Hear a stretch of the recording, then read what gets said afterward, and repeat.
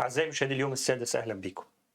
طلعتنا التلفزيون المصري في صورة صدى البلد بخبر جميل، يعني أسعد كل المصريين الكنديين في كندا، من رئيس الغرفة التجارية الكندية الأستاذ فايز زين الدين.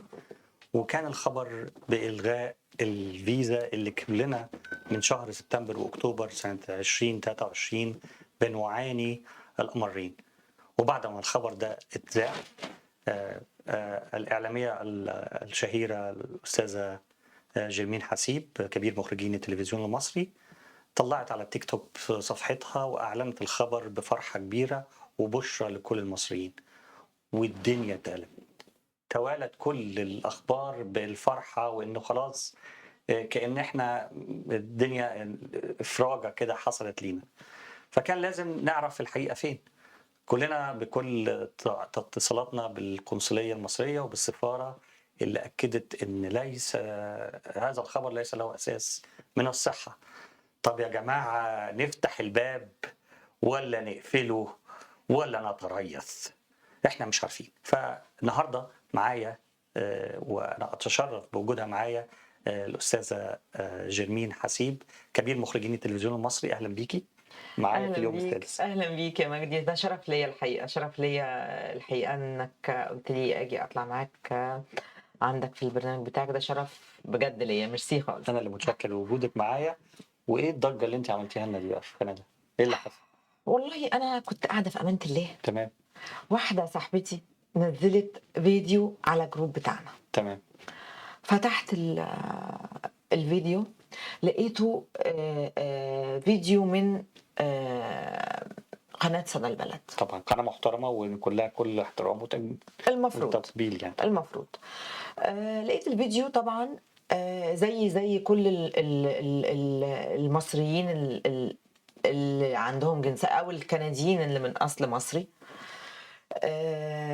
عندنا مشكلة الفيزا، طبعا وأنا واحدة منهم، كلنا بنعاني من المشكلة. أو ولادي بمعنى أصح واحد منهم، لأن هم الباسبورات بتاعتهم قربت على الإنتاج. تمام.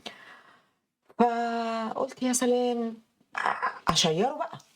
ما هو يعني انا يعني فرحة كبيرة فرحه وخبر بقى. للناس بقى، للمصريين، وفرحه لبلدي ان كندا فيها ناس سياح هترجع. يعني انا عايزه اقول لحضرتك حاجه، يعني مش هتطرق ليها دلوقتي، هتطرق ليها بعدين. الناس مستنيه الخبر ده ان الفيزا تتفتح. صحابي، انا عندي صحاب هنا كنديين ساعات بيجوا لي مصر دلوقتي يقولوا لي طب احنا هنيجي ازاي؟ واعلام مصري صدى البلد، يعني ما فيش اي دوت. طبعا انت اعلاميه وعارفه، بس ما فيش اي دوت بالنسبه لك بص حضرتك، انك تشكي في الخبر. انا لو ما كانتش قناه صدى البلد هي اللي منزله الخبر، انا كان نو واي انزله. يعني كان عندك ثقه زي ما بيقولوا كده عمياء، وانت راجل وانت ست في المجال واعلاميه معروفه في الموضوع يعني. طبعا يعني احنا كاعلاميين في اصول ما ينفعش ان احنا نحيد عنها. تمام. بمعنى حضرتك لما بيجي شهر رمضان المبارك، احنا كلنا بنبقى عارفين ان رمضان بكره. تمام. بس لا نجرؤ ان احنا نقول بكره الرؤيه غير لما بيجي لنا تعميم وخبر خبر من شيخ الازهر، والرؤيه ان الرؤيه بانت وبكره هلال رمضان. مشيخة الازهر بتعلن كده، فخلاص طبعا بنستفاد. فبالتالي احنا الاعلام بياخد الخبر مؤكد بيه ونطلع. انا واحده من الناس، اعوذ بالله طبعا من كلمه انا، ما اقدرش اطلع فريق الاعداد اللي بيشتغل معايا ببرنامجي او مع المذيعه، ما ينفعش اطلع خبر غير لما يكون مؤكد. حتى لو خبر حكومي لازم يبقى حاجه معروفه ومتشافه ومصدق عليها ان ده خبر يا جماعه ما فيهوش اي اساس من هفوه عدم صحه. ما ينفعش، لان التلفزيون احنا بنستقي من التلفزيون اخبارنا، بنستقي من التلفزيون رغيف العيش بقى بكام، بنستقي من التلفزيون حرب غزة فيها ايه. التلفزيون اضاف له دلوقتي ودخل جنبه السوشيال ميديا، بس الاعلام الاساس. فما ينفعش نطلع نقول حاجة مش صح. فانا طبعا اعتمدت على ان خبر زي ما انا اتربيت في ماسبيرو ان الاعلام لازم يبقى صادق، اعتمدت انه هو خبر صادق. طب تعالوا نشوف الإعلامية جيرمين حسيب لما تلقت الأخبار من رئيس الغرفة التجارية الكندية والإعلامي الموجود معاه في الحلقة. تشوف عملت إيه على التيك توك، وهنشوف رد فعل الناس بعد كده. بشرى سارة لجميع المصريين اللي عايشين في كندا، اللي كانوا الأول لازم ناخد تأشيرة من السفارة المصرية، ونستنى الباسبور يرجع والحاجات دي. خلاص الموضوع ده انتهى يا جماعة. حتى ايفن الكنديان اللي عايزين يسافروا مصر دلوقتي ممكن ياخدوا التأشيرة بتاعتهم من المطار زي الأول. الخبر ده بقاله بس يومين وخبر مؤكد، وألف ألف مبروك. يلا تعالوا نشوف الخبر بقى، يلا بينا. قلت على موضوع التأشيرات. كانت في أزمة في أكتوبر 2023 بخصوص أزمة التأشيرات اللي حصلت، وطلعت وزارة الخارجية المصرية بيان بالمعاملة بالمثل. إيه شايفين، هل في مفاوضات لحل هذه الأزمة ولا الأزمة دي ما زالت مستمرة؟ أنا أحب أقول لحضرتك إن من يومين فقط جمهورية مصر العربية شالت القيود على الكنديين للحصول على التأشيرات. ده خبر حصري أول مرة أسمعه. بالظبط يا فندم، ده بقالوش أكتر من يومين بالظبط 48 ساعة إن دلوقتي. إيه بقى رد الفعل أنت بعد ما شفتي الخبر ده وشرتيه وطلع إنه كلنا تواصلنا مع القنصلية وسعادة السفير وسعادة القنصل العام في مونتريال، وأكدوا لنا إن ما عندهمش أي تفصيلة من التفاصيل دي، وكل الكلام ده غير صحيح وفي تعتيم كامل وصمت شديد، لأن احنا كل الزملاء تواصلوا مع القنصلية والسفارة. وبنشكر برضو السفيرة معالي السفيرة الوزيرة سهى جندي اللي برضو بعتنا لها الخبر، ولكن ما كانش فيه استقبال لأنه ده صحيح أو غير صحيح. هو الحقيقه انا اول ما نزلت الخبر على التيك توك عمل مشاهده حوالي 18,000، ده يعني in no time.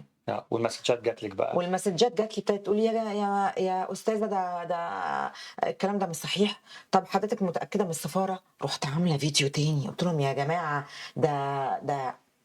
دي قناه صدى البلد، قناه مصريه، يعني انا مش طالعه اقول اي كلام، انا معتمد، انا عندي بروف. طبعا صحيت لقيت مسج منك، قلت لي عايزين نعمل لقاء. قلت لا، انا لازم بقى اشوف اساس الموضوع ايه. بعت للسفاره المصريه هنا، عندي واحده زميلتي برضو هنا اعلاميه، مدام ايمان زيور كانت معانا مذيعه في التلفزيون، قالت لي جوجا الخبر مش صحيح. انا لسه امبارح كانت بنتي مسافره وتواصلت مع السفاره وقالوا لي الكلام ده مش مظبوط نهائي، واحتجت ان انا اخد فيزا. السفاره بعت لهم الفيديو عشان يردوا عليا، ردوا عليا النهارده قالوا لي لا، الكلام ده غير صحيح، مش موجود. حضرتك برضو قلت تواصلت مع السفارة الكندية برضو، قالوا في إحدى الدول العربية، قالوا لي برضو الكلام ده مش سليم. تواصلت مع السفارة المصرية في مصر، الكلام ده مش سليم. طب يعني ازاي؟ معلش، نزلت بوست على طول على أنا شفت الفيسبوك. حضرتك طلبتي للناس انك توضحي الصوره كامله. طبعا اعتذرت للناس، قلت لهم اتس نوت ماي فولت، انا اعتمدت للاسف على قناه صدى البلد. كلمت زملائي في مدينه الانتاج الاعلامي، كلمت زمايلي في ماسبيرو، قلت لهم يا جماعه بلغوا الاستاذ محمد ابو العينين ان الغلطه دي، اللي هو صاحب القناه، ان الغلطه دي ما ينفعش تحصل. ونزلت على الفيسبوك عندي كالاتي، قلت زميلي المحترم الاعلامي ارجوك تقصى الحقائق قبل ما تذيع اي حاجه. قصدك الاعلامي اللي استضاف وزير طبعا سوري رئيس الغرفه التجاريه طبعا الكنديه، فين حضرتك؟ فين فريق الاستاذ الاعداد؟ فايز زين الدين. طبعا.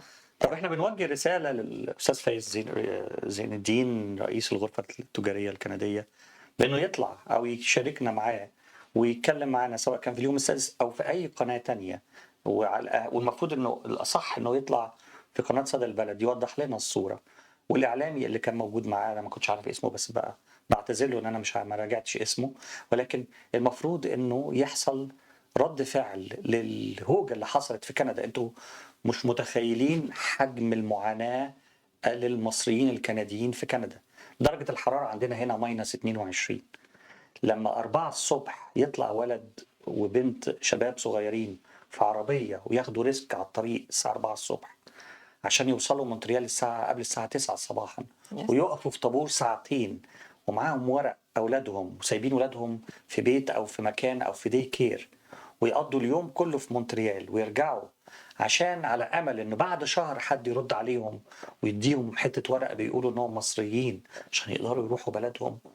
شيء صعب قوي. طبعا ولو في سبب واضح، المعامله بالمثل ده كلمه احنا مش فاهمينها. يعني هي كندا عملت لكم ايه عشان تعذبونا احنا؟ فرجاء رجاء رجاء، ده طلب من ملايين الناس. الخساره اللي بتخسرها مصر كل يوم بسبب هذا القرار العقيم خساره مهوله. أنا عارف إن مصر الطيران بتساعد، وعارف وفوق دراسي من فوق الناس اللي شغالة في مصر الطيران هنا في كندا مجهودهم كبير قوي، مش بيساعدوا. ذنبهم مش بس ما ذنبهم. فيش، والسفارة والقنصلية على راسنا من فوق، مجهودهم على راسنا من فوق. بس أنت عارفة عددهم قد إيه اللي يقدر يغطي هذا الحجم؟ ما فيش. اللي خد انا القرار ده خد قرار أعمى.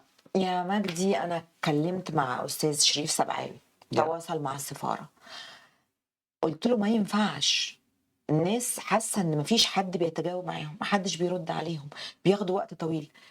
قال لي يا جرمين عدد العاملين جوه القنصليه عدد ضئيل جدا. تخيلي عدد الطلبات اللي داخله لهم هيقدروا يلحقوا على، يعني يا جماعه اعذروهم، اعذروا الناس اللي بتشتغل في السفاره المصريه او القنصليه المصريه، لان عددهم قليل. هيردوا على التليفون ولا هيردوا على الايميلز ولا هيلحقوا يخلصوا شغلهم؟ يعني برضو معذورين، يعني اعذروهم.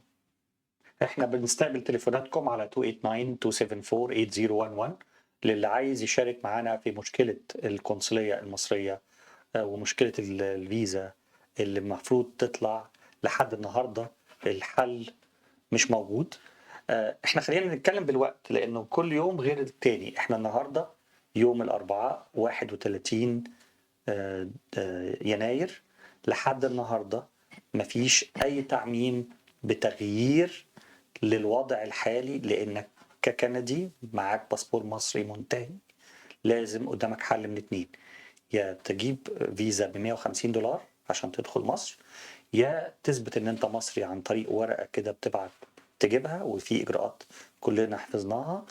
ودي كانت ايام بتاخد وقت قليل، دلوقتي ممكن توصل لشهر عشان تاخد الورقه دي وتقدر تسافر. ده لو هو معهوش اي اثبات شخصيه، يعني لو معهوش الباسبور او الباسبور المصري بتاعه ID. مش فاليد، مش valid. لانه في المطار لو مسافر عن طريق اير كندا لا يمكن يعتمدوا على باسبور غير فاليد. يعني نو واي. نو واي، لازم باسبور فاليد. معايا تليفون، شكرا لرد فعل السريع للناس. نقول الو، اهلا بيكم. معاك انا سامعه الاير بي. نقول الو، اهلا. معايا مين؟ اتفضل. معاك سام حنا. اهلا اهلا سام، صديق اليوم السادس. اهلا بيك ومنورنا في اليوم السادس. اهلا بيك. أهلاً سامعني وسهلاً. كويس وانا سامعكم كويس. احنا أهلاً سامعينك وسهلاً. بوضوح واهلا بيك. تعقيبك ايه على اللي حصل؟ من اكيد انت مشارك معانا وشفت الفيديو اللي اصدر فيه قرار رئيس الهيئه التجاريه الاستاذ فايز زين الدين، وقال يا خلاص يا جماعه مساله ايام وهتتحل مشكله لا ده قال الفيزا. قرار صدر من صدر من يومين. يومين وبس. خليني اتفضل. الاول ابتدي كلامي بتحيه للسفير جمهوريه مصر العربيه في كندا هنا السيد احمد زايد على خدماته لكل الناس بخصوص الموضوع ده، هم والسفاره والقنصليه. حقيقي هم دي جو بياند ذا ايفورت، بالرغم ان كل ده مش ذنبهم خالص، انما تحيه ليهم اولا. واحنا اشرنا لده كمان في الحلقه. نرجع بقى للقرارات. انا يعني ما بيزعلنيش غير القرار اللي بيطلع ويتلغي. وانا يمكن انت شاهد عليا، انا قلت القرار ده اول ما طلع وقلت هيتلغي، وانا متاكد ان هو هيتلغي. والاحداث اللي حصلت والقناه القاهره والناس لما جابت الخبر ان هو اتلغى، ده اعتقادي الشخصي ان هو حقيقي، بس هو عشان بياخد اجراء رسمي لحد لما يوصل للسفاره هنا ممكن ياخد ايام، ممكن ياخد اسابيع. انما انا اعتقادي الشخصي ان هو ما يتلغي، لانه فعلا قرار زي كده it does make sense انه الناس اللي هنا ياخدوا فيزا، والناس اللي في كل دول العالم ما ياخدوش فيزا او ياخدوها من مطار في مصر. نمره واحد. كنت افرح قوي لو بدل ما يقولوا ما ياخدوش فيزا يقولوا لا ياخدوا الفيزا من مصر، وبدل ما يعملوا الفيزا ب $25 يعملوها ب $50 مم. ويبقى دي مصلحه للبلد. طيب ما في حد يقول لك الفيزا دلوقتي ب $150، ما في مصلحه جامده للبلد. لا معلش، بس العدد انا بحكي على مستوى العالم كله بقى. يعني انا اشجع مصر اللي عايزه تلم دولارات بدل ما تخلي زي تركيا تاخد $60، احنا مش اقل منهم. يعني ترفع بس الفيزا ان تسهل بقى. جنرال، فيزا دخول مصر بدل ما هي $25. بس الغي خالص صح، بس الغي بقى الروتين ان انا اروح سفاره واروح صيدليه. انا اعرف مجموعه وحقيقي ساعات السفير خدمني فيها، جم من فانكوفر مخصوص، دول اعرفهم شخصيا يعني. انا متفائل انه القرار ده اللي طلع ما اظنش طلع كان في نوع من الفير لاي حاجه للناس الكنديين هنا، انما انا عندي احساس انه اتلغى. وطالما جه في القاهره والناس الراجل اللي قالوا اكيد قالوا من مصادر، يعني ما اظنش ما قالوش من مصادر وثيقه، والا ده يتحاكم فيها يعني. هي قناه صدى البلد واللي قال الكلام ده الاستاذ فايز رئيس سابق للغرفه التجاريه الكنديه. رئيس سابق كمان. يعني انا مش واضح بالنسبه لي هو واثق رئيس ولا انا رئيس عندي سابق. ثقه كده شخصيه يعني، ما انا ما عنديش مصادر ممكن يبقى رئيس بس سابق عندي برضه. ثقه إنه عندي. الحاجه اللي عايز اعقب بقى عليها، لانه انا شفت مصريين كتيره جدا هنا وعايز اثير الموضوع ده معاك في القناه. اتفضل. شفت مصريين كتيره جدا عندهم ولاد كبار ما حدش عنده شهاده ميلاد مصريه. يا جماعه كندا ملهاش مستقبل زي ما يكون في مصر يكون ليها مستقبل. ما تعرفوش بعد 20 سنه كندا فيها ايه. That's right. امنوا لعيالاتكم لاولادكم كلهم، امنوا لهم كل ما يخص بالجنسيه المصريه، لانه احنا مش عارفين رايحين على فين. فانا من قناه تحتك بقول لكل المصريين رجاء اللي ما عملش الاجراءات دي يبتدي يعملها.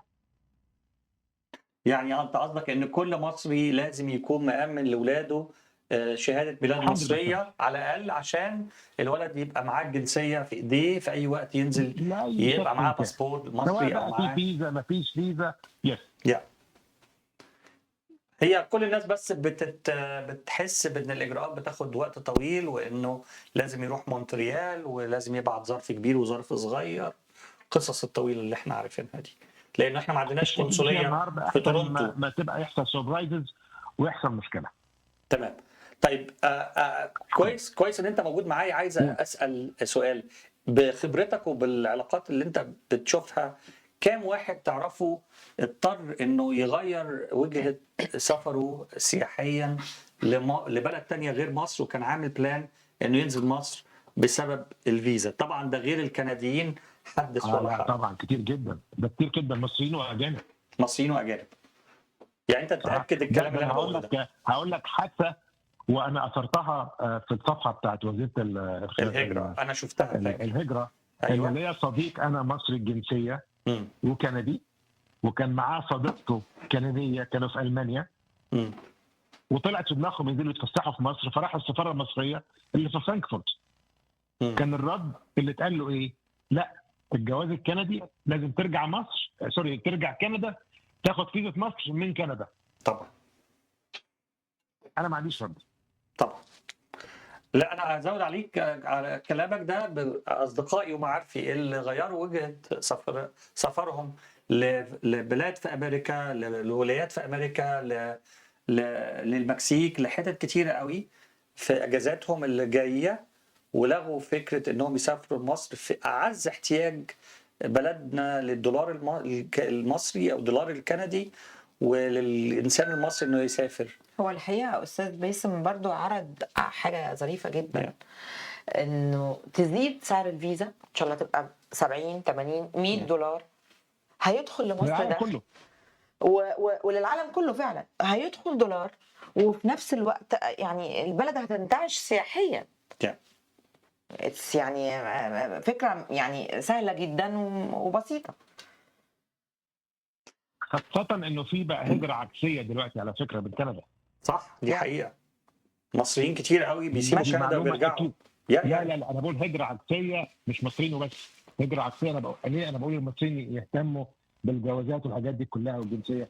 بقى فيها هجره عكسيه من كندا لبلاد كتيره دلوقتي بره، يا سواء جنسيات تانية، سواء حتى كنديين بيروحوا هجره عكسيه يروحوا يعيشوا في المكسيك احسن ما يقعدوا هنا، واخد بالك، في الظروف الماليه اللي احنا شايفينها والحاجات دي كلها.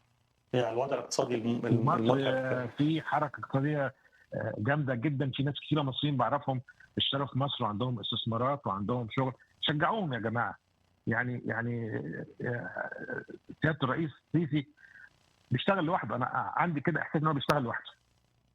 يعني انا شايف انه منظومه اتخاذ القرار بقت عقيمه في مصر، ورجعنا تاني لان المسؤول عايش في دور ان هو مسؤول وان هو ما بيردش على الناس، وحاجه بقت صعبه. رجعنا تاني للوضع القديم.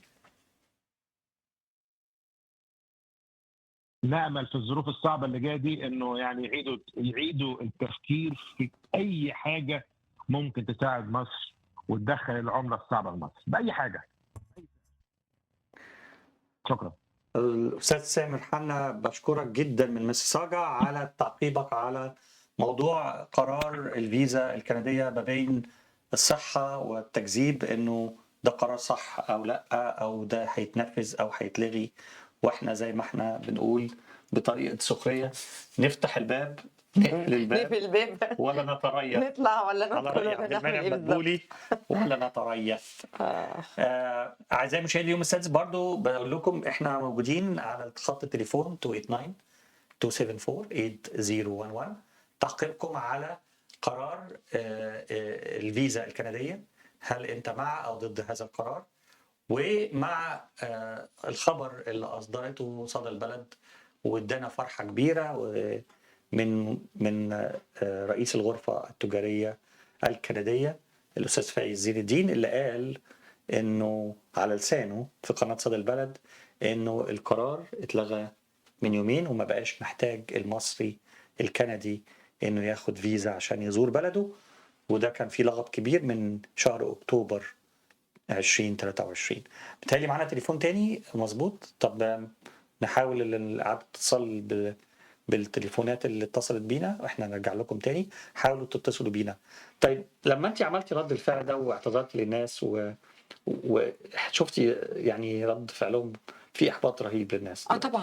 طبعا الناس طبعا قعدوا يقولوا لي كتر خيرك ان انت اهتميتي وقلتي واهتميتي تعتذري. فقلت لهم ده واجبي كحد بيشتغل في الاعلام، واجبي ان انا احترم المشاهد اللي بيشوفني. لازم احترمه طالما اخطأت، برغم ان هو طبعا مش خطأي، لان انا اعتمدت زي ما قلت لحضرتك على قناة شرعية المفروض انها ما ينفعش تخطأ. لكن انا في الاخر اللي طلعت الخبر، وانا ما ينفعش ان الانسان يبقى ما عندوش مصداقيه. طب انت شايفه ايه الاعلام المصري بيتعامل معانا في المصريين بالخارج بطريقه باسلوب هم بره، فنقول لهم اي حاجه نسكتهم بيها؟ وقت ما نكون عايزينهم نرحب بيهم، وقت ما نكونش عايزينهم هقول لحضرتك ما نردش حاجه. عليهم. هقول لحضرتك حاجه يا استاذ مجدي. الاعلام هو الاعلام. اعلام ماسبيرو اللي احنا اتربينا عليه، 1+1=2، عدم ازدواجيه الراي، انك انت تبقى محايد، انك انت تحاول توصل الخبر بمصداقيه، انك يعني حاجات كتير جدا احنا اتعلمناها.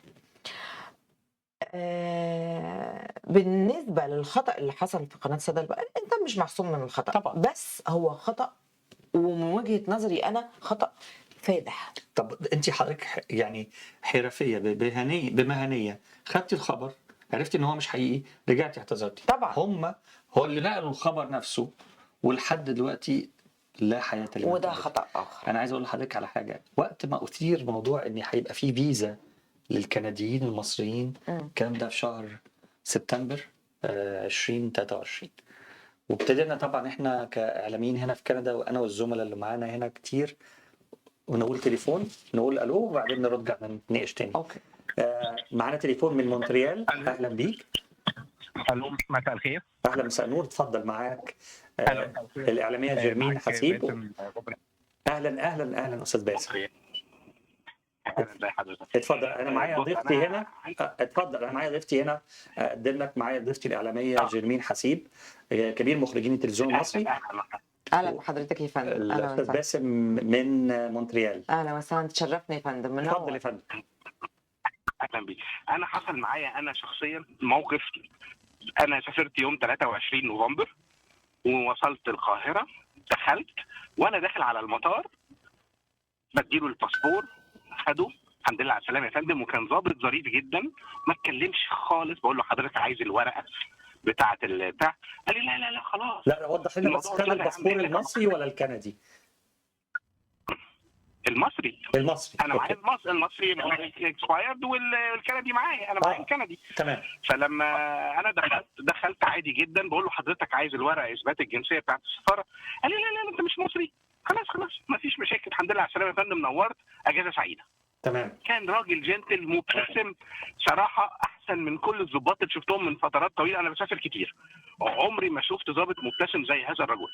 قال لي لا الموضوع ده خلاص اتلغى، واحنا كضباط عندنا حد قال لهم حاجه او تعليمات ان المصريين يخشوا من غير مشاكل اللي جايين من كندا. عندهم تعليمات إذن ان الموضوع المصريين فعلاً يخشوا من غير اي الموضوع فعلا مشاكل. اتحل من الناحيه المصريه. تمام. جابها من ناحيه مصر، حلت الموضوع. اللي قاله الدكتور فايز ده هو كلامه مظبوط، بس هو قال ايه؟ نبلغ. هو شخصيه ظريفه جدا وعزيز علينا كلنا، وراجل خدوم صراحه دكتور فايز، يعني ما متاخرش عننا ابدا في اي اختام او اي حاجه، راجل محترم. بس لما جه قال نبلغ الكاتب الكندي علشان نوصل البروتوكول بوزاره الخارجيه بتاعتنا بوزاره الخارجيه بتاعت كندا، علشان يشيلوا بقى الحظر بتاع الكنديين دول وياخد الفيزا ابون ارايفل اول ما يوصل. وده اللي كان المفروض يحصل، بس الكلام ده بقاله اسبوع، 8 ايام 9 ايام، وانا صراحه يعني عرفت من الزملاء في السفاره ان ما فيش حاجه، ما لهمش لسه تعليمات، ولسه الناس بتاخد ورق، وما فيش اي حاجه حصلت. انا بس حابب بس اتابع مع كلامك واقول ان لحد دلوقتي، عشان بس الناس وهي بتتفرج معانا، لحد دلوقتي لو انت مصري كندي معاك باسبور مصري انتهى، لازم تاخد فيزا، ونحن غير مسؤولين عن اي لغط بيحصل في الماركت او في الاعلام. طبعا عشان دي مسؤوليه، لا ما اقدرش انا اقول للناس ما تروحش. تمام. تعمل احتياطاتها وتاخد ورقها وكل حاجه علشان ما تبقاش غلطتي انا او انا اللي قلت. لا خالص، كل واحد يمشي بالورق لغايه لما ينزل ورقه رسميه من السفاره المصريه او من القنصليه المصريه ان يا جماعه خلاص اللي عايز يسافر يسافر من غير اي مشاكل. تمام. احنا النهارده 31 يناير 2024. بس انا متاكد زي ما مدام جيرين قالت فعلا الموضوع ده اكيد هينتهي، لان خلاص الموضوع فعلا قل، وده فعلا اثر على السياحه الكنديه اللي في مصر. يعني تخيل انت المركب الكروز اللي بينزل كل شهر مصر ده، بينزل يقعدوا يوم واحد في مصر. انا سايح اجنبي جاي ينزل يوم واحد في مصر عشان مثلا يزور الاهرام، هدفعه $150 عشان يوم واحد ويقعد بعد كده البلد اللي بعدها؟ استحاله. طبعا. فانا كده بخسر. لما كل الرحلات بتاعت اوروبا ما بقتش تطلع مصر عشان انزل اكل سوري، يعني انا اسف، فول وطعميه في عربيه فول في الشارع. لا الكلام ده مش مظبوط، الكلام ده مش ممكن حد هيقبله. يعني لازم هيكون في اكيد رد من الجانب الثاني ده، اكيد. وانا متاكد ان الاداره المصريه هتغير الموضوع ده، لان احنا محتاجين لكل دولار بيخش. طب انت ايه شايف ليه التاخير في اذاعه الخبر؟ مش مع ليه في ديلي ما بين متخذ القرار وانه حد يطلع يقول للاعلام حاجه والناس تبقى مرتبطه بخبر جديد، ولسه مستنيين امضه مثلا رئيس الوزراء مثلا؟ دي انا حاجه ما اعرفهاش، بس انا برضو هقول لك على حاجه.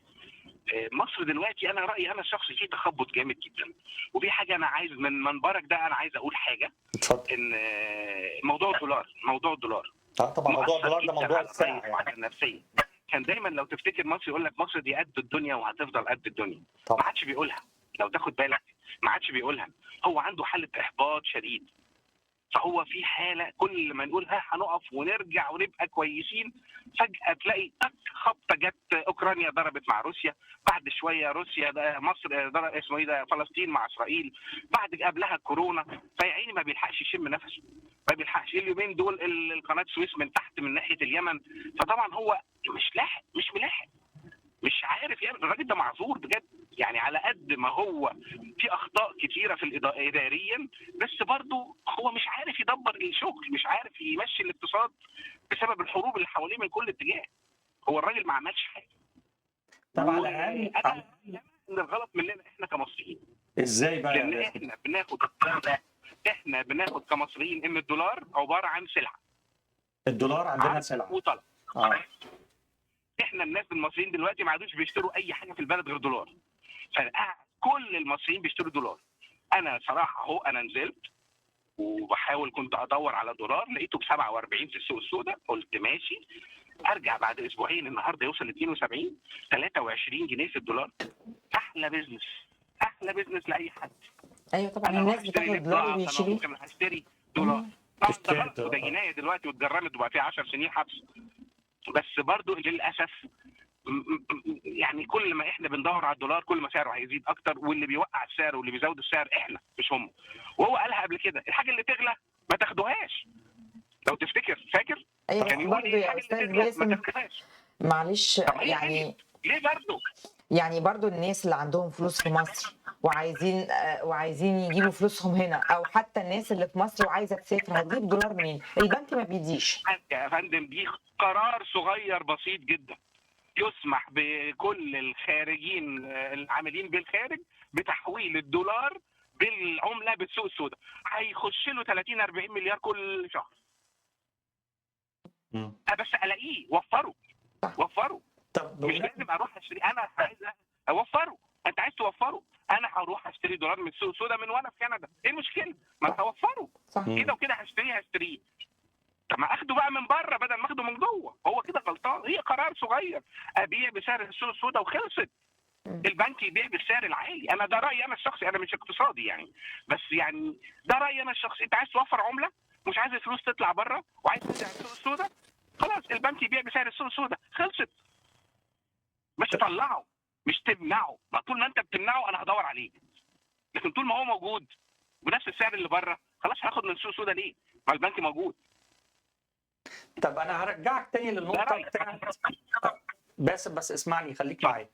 هرجعك تاني للنقطه الثانيه بتاعت اتفضل. بتاعت الفيزا الكنديه.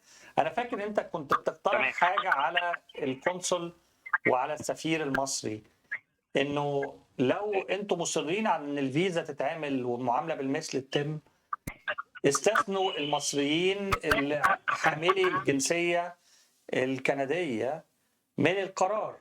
ولان انت عارف مصر طيران ممكن يتهاونوا معانا ويطلعوك على الطياره لو انت مش معاك حتى ورقه بتثبت ان انت جنسيتك مصري، لانه بيعتمد على ان الباسبور بتاعك المصري موجود بس مش منتهي الصلاحيه.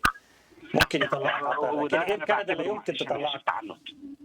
اير كندا لا يمكن يعني انا معايا تطلعك طبعا. باسبور، يعني انا لو معايا باسبور مصري مش ساري، انا مش مصري، ده كلام برضه مش مظبوط.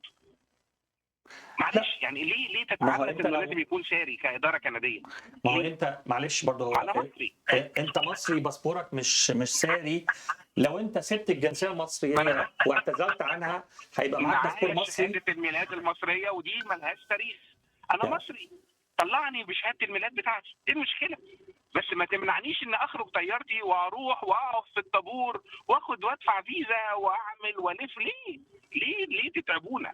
انا مش شايف الموضوع هو كان سهل جدا. المسؤول كان يطلع المصري القرار متعود ويستثنى من ذلك يتعب المصريين المصري المجنسين حتى بالجنسيه لو بره المصريه. كندا، حتى لو بره مصر لازم يتلذذ كده بانه يوقفوا في الطابور الساعه 4 الصبح، بس ما يعرفش ان المعاناه هنا بنبقى لابسين بلطوات -20 و -30 يعني. ده غير كده، ده احنا يعني نشكر ربنا ان احنا جنبنا القنصليه ساعه زمن.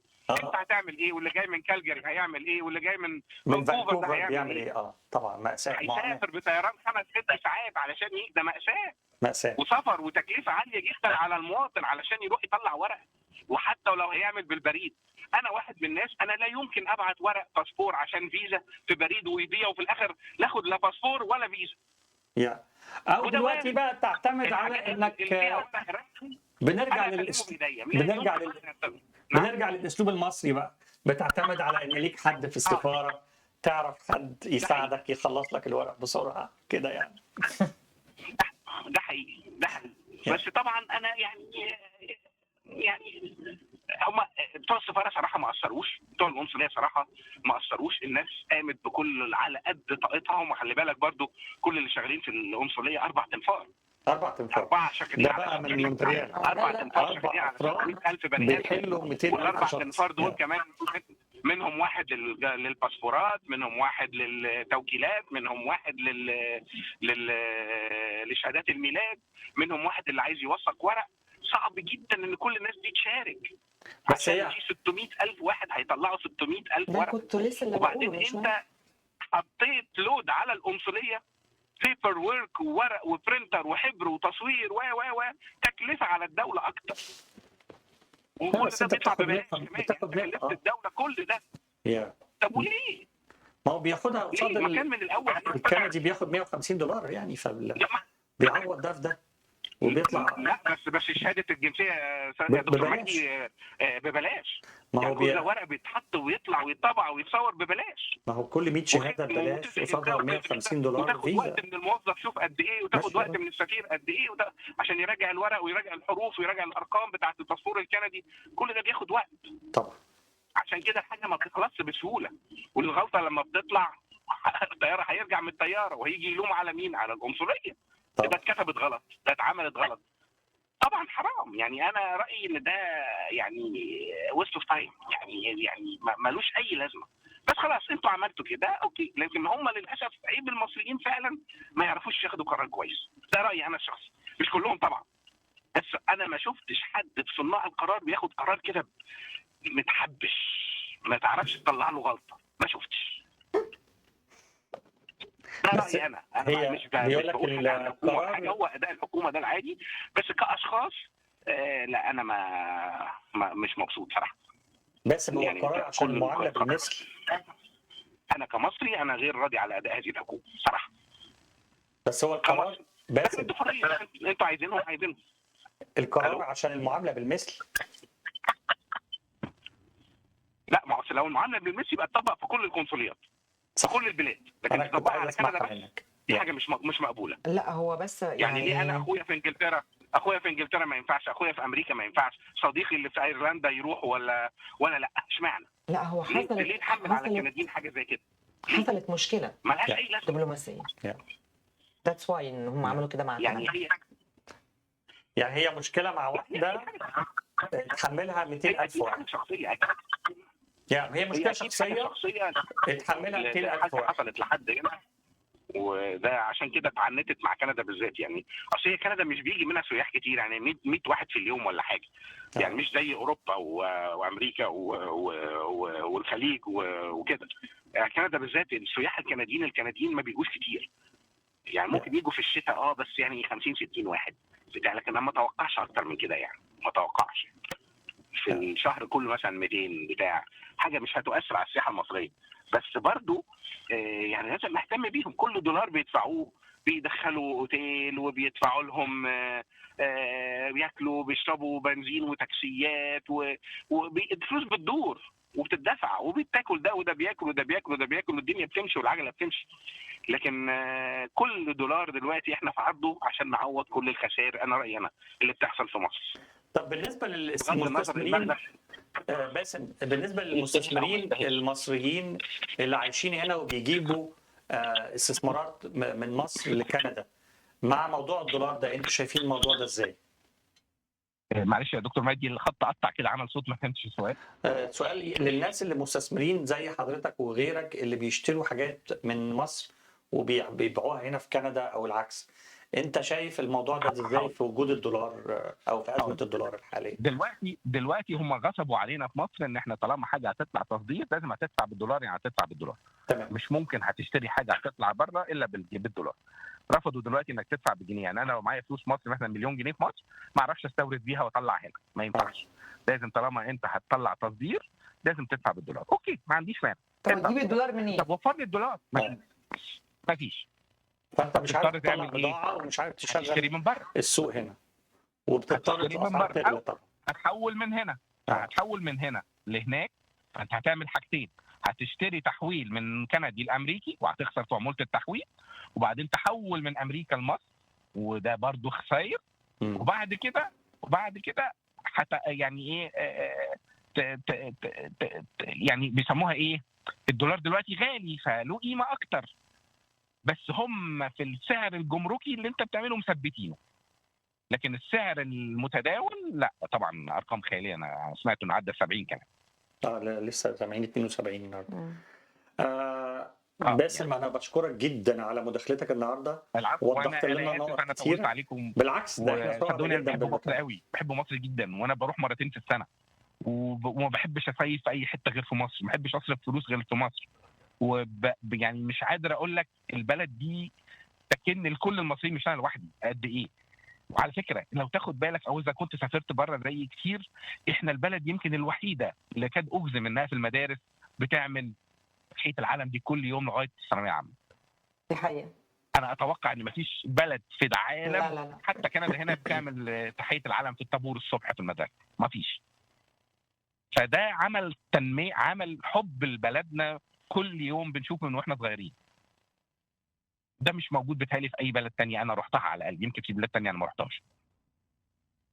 باسم انا بشكرك جدا وبنقل لك يعني جميل. عايز اقول لك قاعده جنبي هنا مبسوطه جدا مستمتعه حقيقه. مستمتعه تسمع اللي اتشرفت بيكي يا رب يخليك. ما تزعليش من ان القرار طلع غلط. انا شفت لحضرتك برضو التكذيب اللي حصل واللي حصلت البتاع، عندك حق، كل الحق ما يطلعش غير من اعلاميه محترمه زي حضرتك. يا رب يخليك. ميرسي خالص.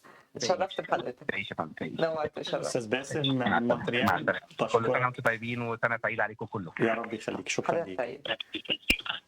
زي ما انت سامعه كده، وجع الغربه متعبه، والناس اللي بتاخد القرار ومسؤوله. انتوا بتدوسوا على انسان مغترب. انتوا عارفين يعني ايه كلمه غربه، عارفين يعني ايه احنا عايشين بره مصر.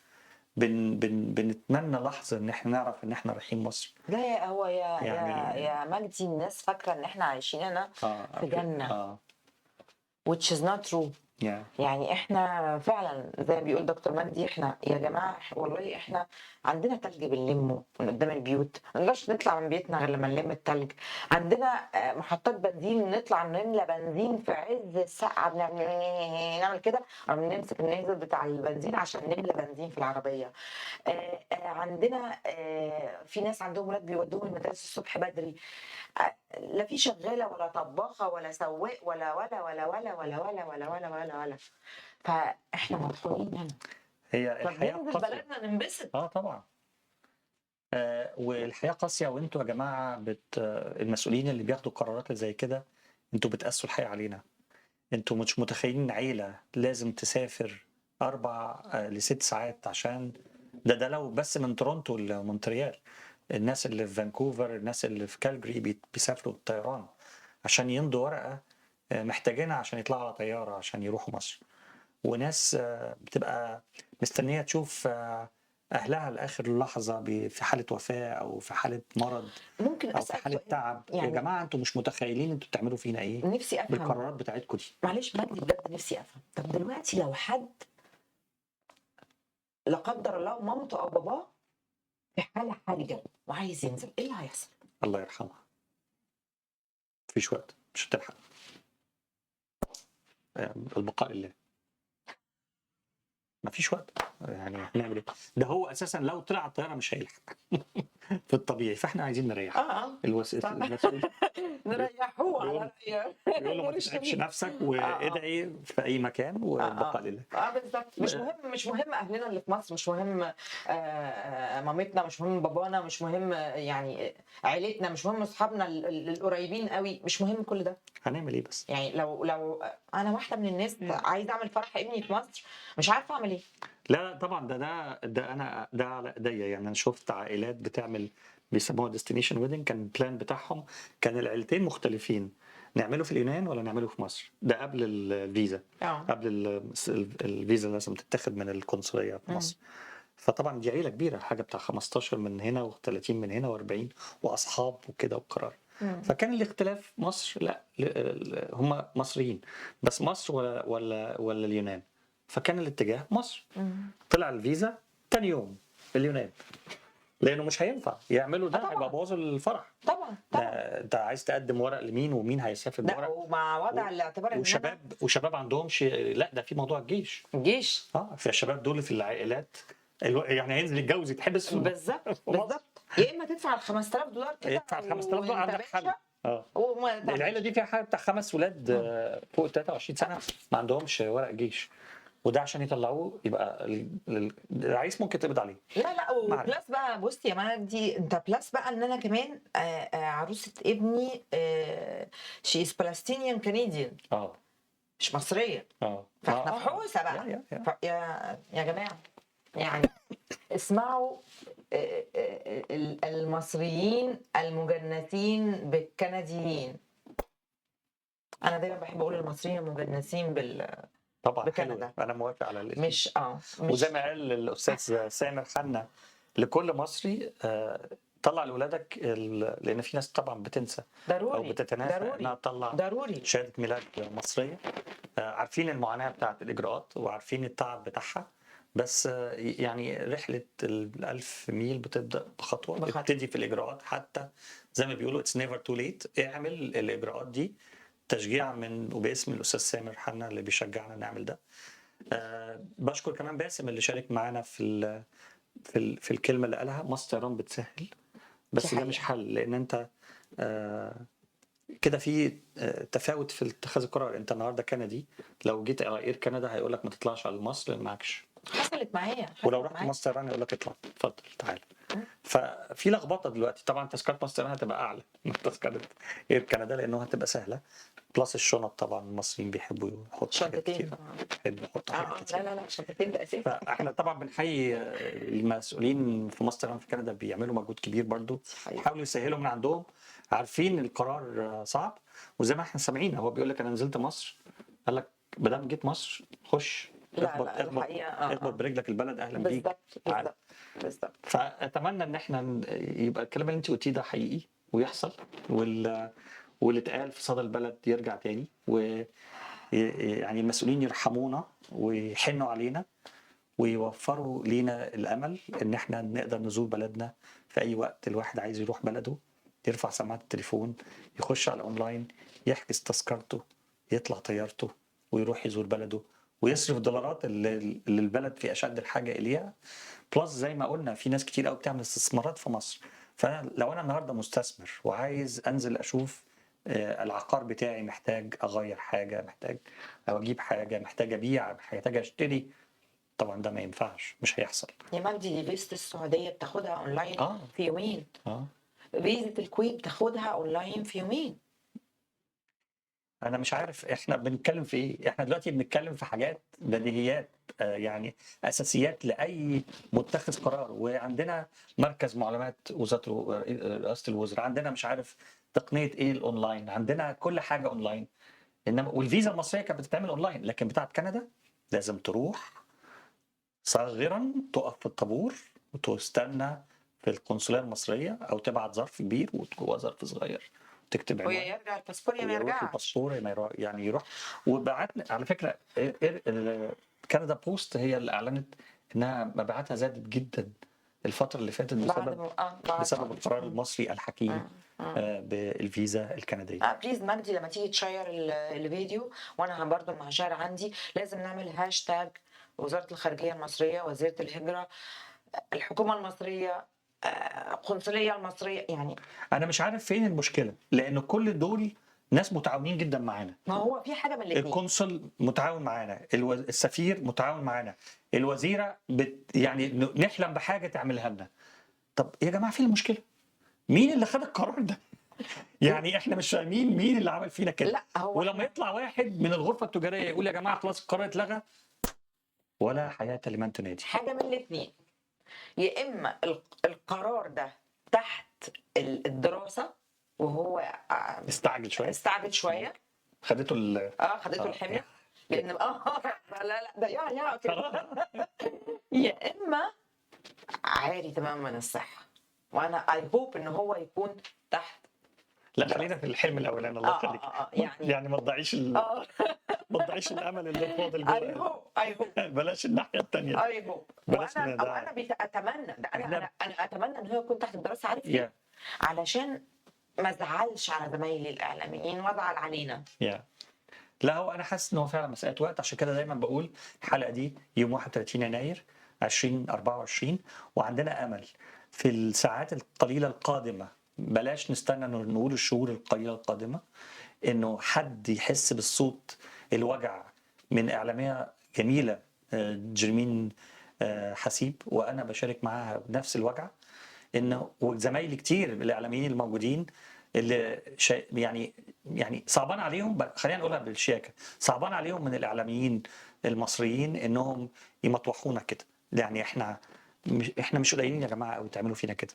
بلاش العك اللي بيحصل في الاعلام اللي اتنقل من الكوره في كاس افريقيا يجي لنا احنا في الاعلام المصري. يعني هي كفايه عك في القرارات، كفايه عك في الكوره، كفايه عك في التعامل في الكوميونيكيشن ما بيننا وبين بعض كاعلاميين، كزملاء، كناس بتساعد في نقل الصوره، ونفسنا ننقل الصوره حلوه، ما عندناش اي مشكله ننقل الصوره حلوه عن بلدنا، بس ما ينفعش. نحترم المشاهد يا جماعه، زملائي الاعلاميين، هي دي الكلمه اللي جابتها. نحترم المشاهد سواء بره مصر او جوه مصر، نحترم عقليتنا، نحترم عقليه المشاهد اللي بيتفرج علينا، لان التلفزيون ده بيدخل كل بيت من غير استئذان.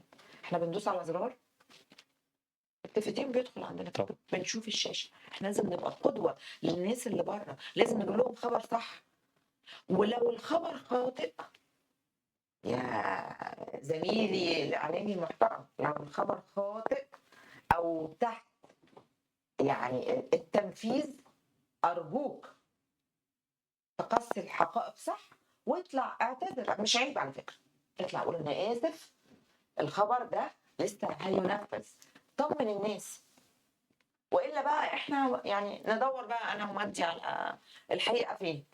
ومنبر اليوم السادس موجود للناس اللي سواء كان سيد فايز رزق زين الدين رئيس الغرفة التجارية الكندية، لو عايز يقول رأيه يشارك معنا يصحح موضوع أو معلومة، المذيع اللي كان معاه، أي مسؤول من القنصلية أو من السفارة أو من وزارة الهجرة عايز يشارك وعايز يتصل بينا ويراسلنا، احنا تحت امره، هنعرض وجهة النظر عشان ما نبقاش حاطين كل الاراء. لا طبعا حق الرد موجود، حق الرأي موجود طبعا. الاعلاميه الجميله جرمين حسيب كانت منوراني النهارده في اليوم السادس. تسلم لي. كبير مخرجين التلفزيون المصري، ما ينفعش انا اختم الحلقه يعني لا هو كبير مخرجين في التلفزيون المصري، كبير مخرجين اكبر مني كتير. ضاع مني انا كندي فممكن لقب يعني. اهلا بيكي، واختم لنا الحلقه النهارده. الحقيقه انا انبسطت وسعدت جدا جدا جدا لما دكتور مجدي كلمني، وكانت فرصه سعيده قوي قوي بجد ان انا اتواجد معاه النهارده في الحلقه. واتمنى تاني ان زميلي، انا مش عايزه اقول زملائي لان الحقيقه انا ما شفتش قبل كده خطا اعلامي، وان خطا اي خطا وارد، بس اتمنى من زميلي الاعلامي يعني الخبر ده يا اما يرد علينا اذا كان الخطا ده تحت التنفيذ، الخبر ده تحت التنفيذ، او الخبر ده يعني خاطئ. مش عيب ان احنا نعتذر تاني، وبعتذر انا كمان للناس ان انا اذعت الخبر، وتاني يا جماعه القنصليه ردت واستاذ دكتور مجدي سال، والخبر ده مش موجود وان شاء الله يتنفذ ويتحقق كانت حلقه حلوه قوي قوي قوي، ويا رب يا رب يا رب دايما نشوف ضحكه جاليتنا كلها طالعه ضحكه صافيه طالعه من القلب. بحبكم قوي، واكيد مجدي كمان بيحبكم قوي، وتصبحوا على خير. تصبحوا على خير.